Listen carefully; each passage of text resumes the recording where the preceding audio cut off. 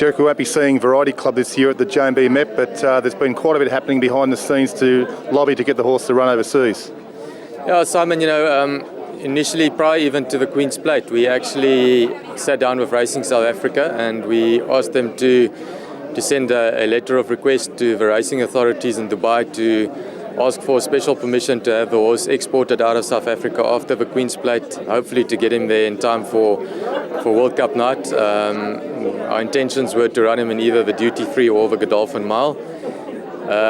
But unfortunately, our request has fallen on deaf ears. We haven't had any response 2.5 weeks later from the authorities in Dubai. And obviously, subsequently, we've decided that even if they do come back now and give us a positive answer, it's probably too late to go down that road, and we're probably looking at other avenues to try and get him out of the country. We've decided our main aim is now going to be the Breeders' Cup Mile on turf at Santa Anita in November. And we're busy speaking to all the respective authorities and related parties to try and make the route out of South Africa for him as easy as possible and have a quarantine period as short as possible.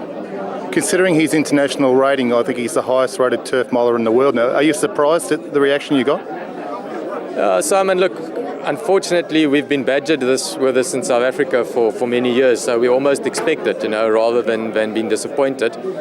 Although, as a 3-year-old miler, I think he was the joint highest rated miler in the world alongside Camelot. And one would think that racing authorities around the world would really want to bring him to their events to showcase the best horses in the world, not just the South African horse. And unfortunately, that hasn't happened despite everything over the last couple of years that's been developed as far as PCR tests are concerned. The fact that we've never exported a horse with horse sickness out of this country in almost 100 years. So from a South African perspective, we feel that it's very unfair and the rest of the world's unaccommodating.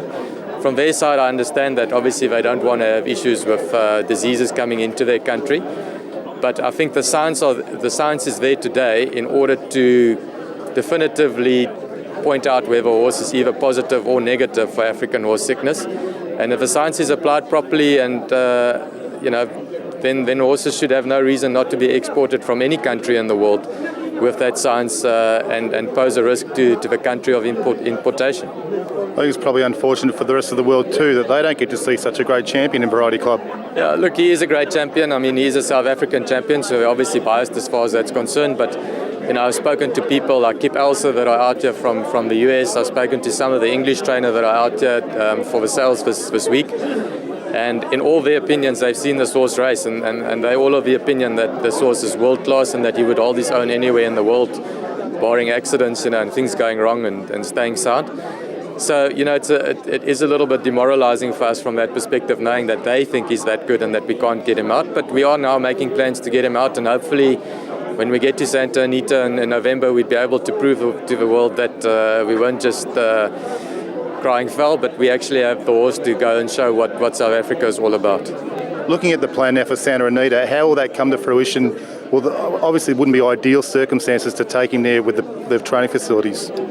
Yeah, look, you'll have to do at this stage, if we follow protocol, you'll have to do 60 days quarantine in New York, which is locked down. And any horseman will tell you that they'll try and avoid that at all costs. I know that the guys from the Breeders' Cup are lobbying the USDA to try and reduce that period, taking the existing or the new science into consideration.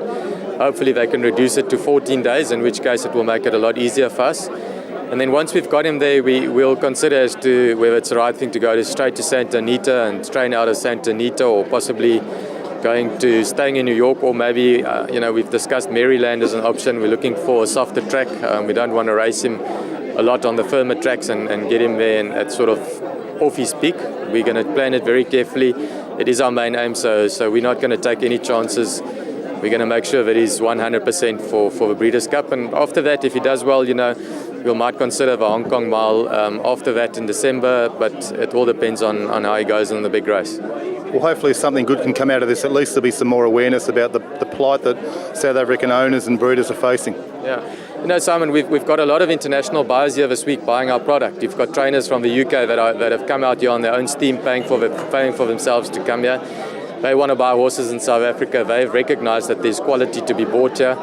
And I'm sure when those horses do well here, they'd like to take them over to England or Hong Kong or Singapore or whatever the case may be and go and race those horses there and compete on a level playing field with the rest of the world. And hopefully the worldwide authorities can now actually sit down and sort this thing out and open up the borders and allow us to compete.